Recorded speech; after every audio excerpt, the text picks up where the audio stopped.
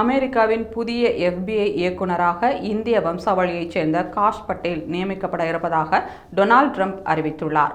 நடந்து முடிந்த அமெரிக்க தேர்தலில் ஜனநாயக கட்சி வேட்பாளர் கமலா ஹாரிஸை தோற்கடித்த டொனால்ட் ட்ரம்ப் அடுத்த வருடம் ஜனவரி மாதம் அதிபராக பதவியேற்க உள்ளார்.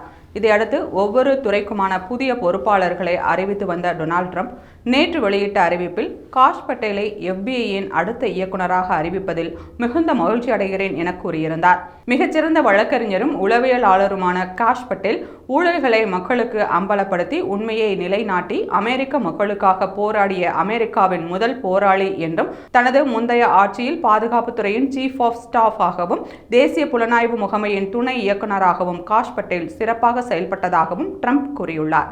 FBIயின் நம்பிக்கை, துணிச்சல் மற்றும் நேர்மையை வெளிக்கொண்டுவர அட்டார்னி ஜெனரல் பாம் போண்டியுடன் காஷ் பட்டேல் பணியாற்றுவார் எனவும் டொனால்ட் ட்ரம்ப் தெரிவித்துள்ளார்.